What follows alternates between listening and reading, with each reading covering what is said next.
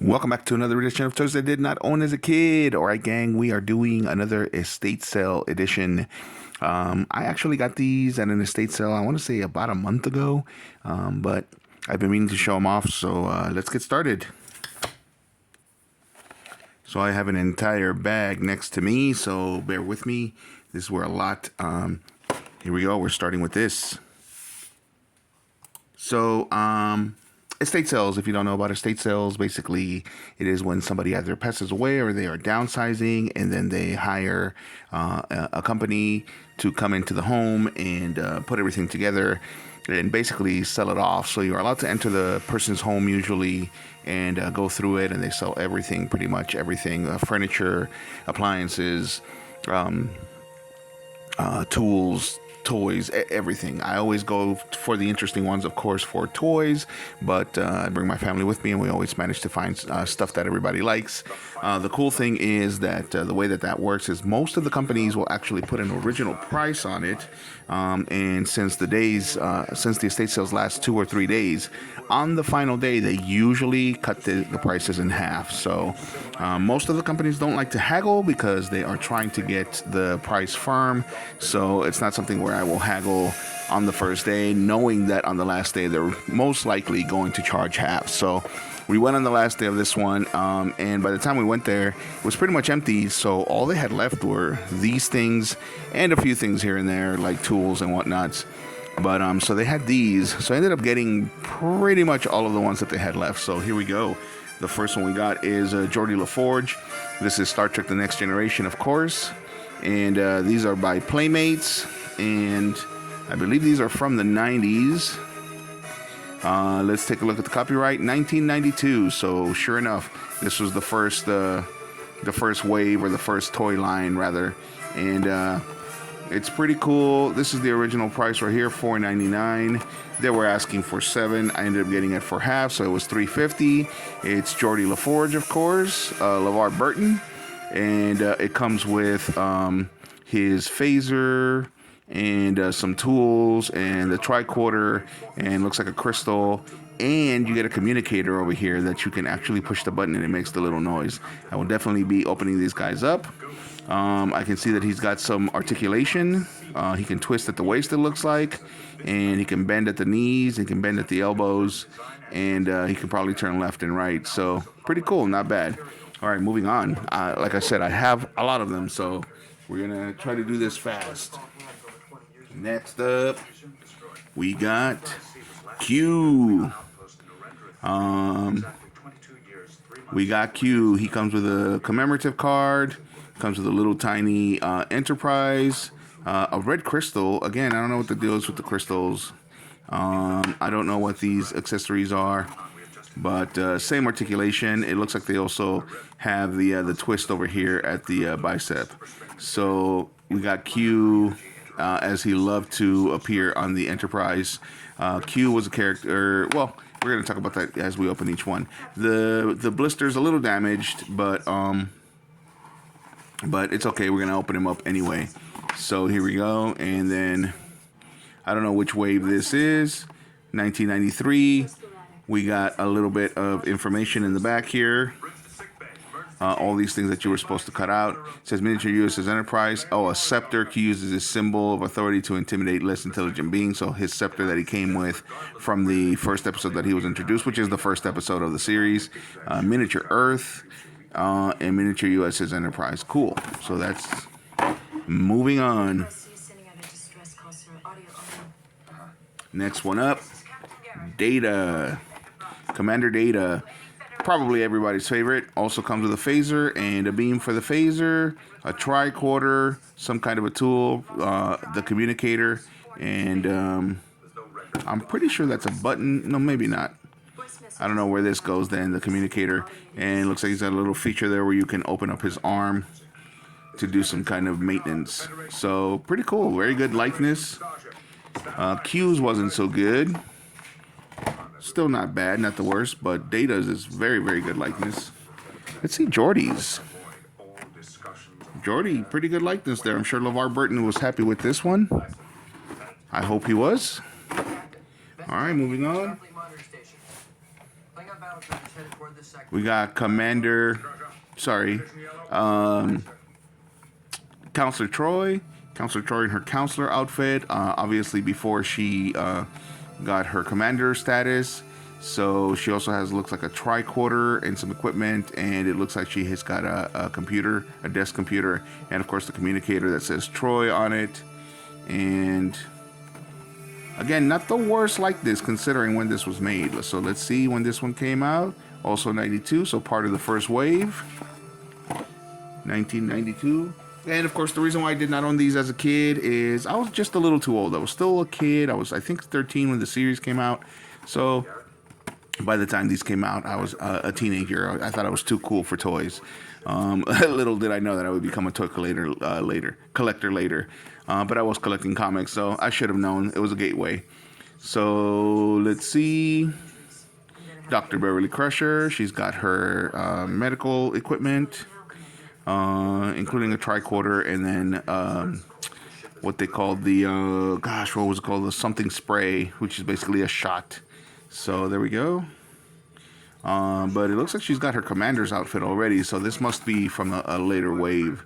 Yeah, sure enough, this is from 1993. So if you know anything about Star Trek The Next Generation, it was, of course, a series that came out in 1987. Based on the series that came out in 1986, created by Gene Roddenberry. I liked TNG. It was a lot slower in comparison to the original series, but it was very intellectual the way that Roddenberry wanted it. And in the first season, of course, or the first couple of seasons, Roddenberry was still in charge. From what I hear, he was very controlling, and which is probably why some of the storylines got a little bit better once he actually was kind of forced to leave the show.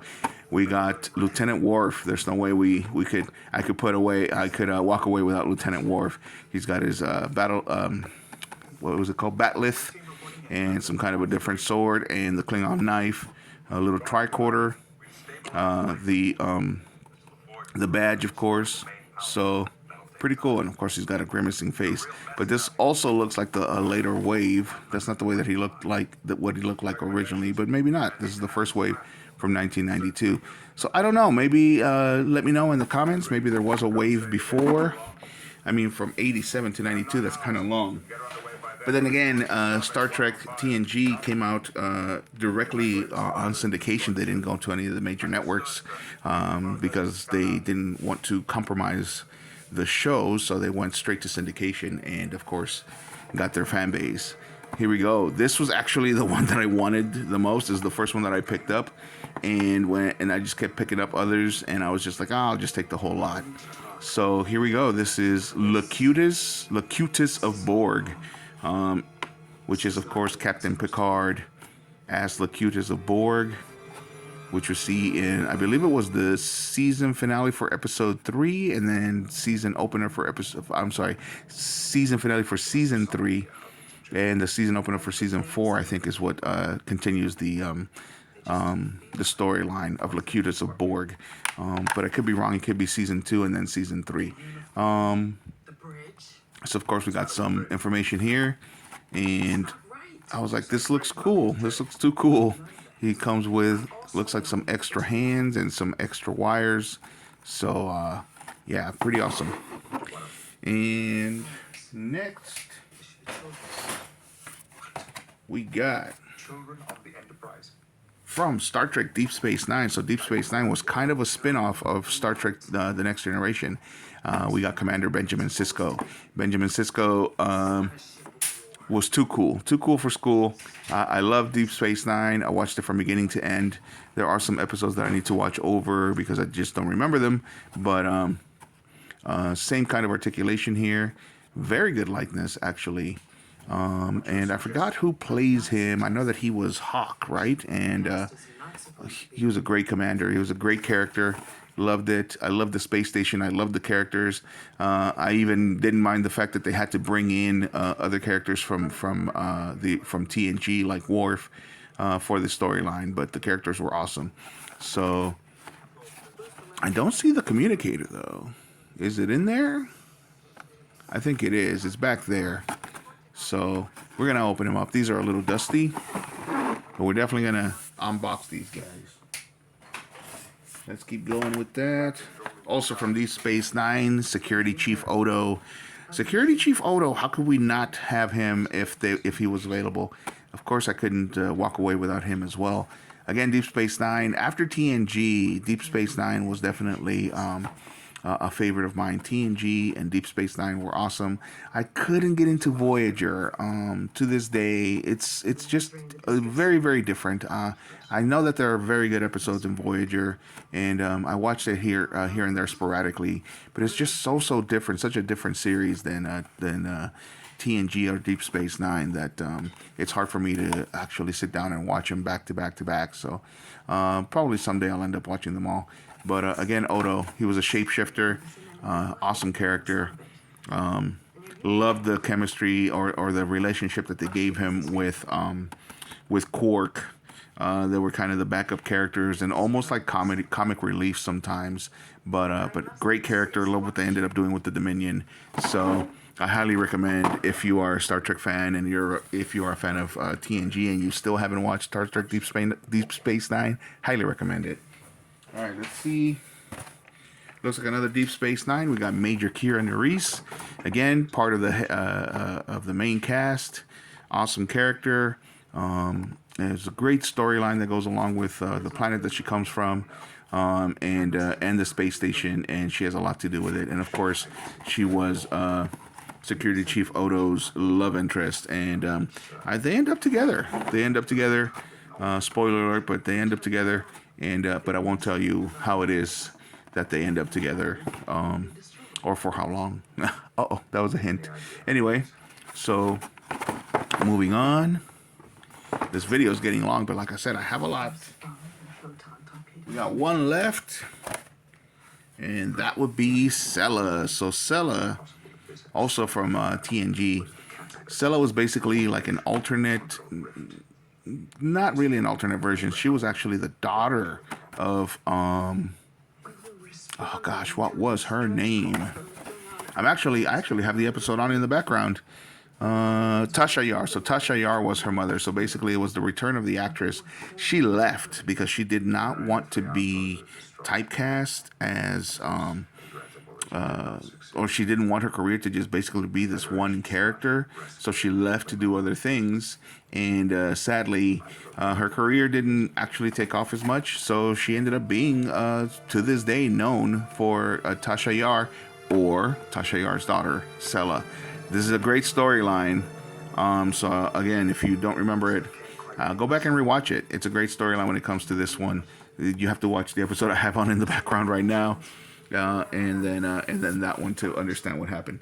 So that's it for the figures, but the pièce de résistance, because this was also there, and I'm probably gonna have to take my phone off of stationary. But here we go.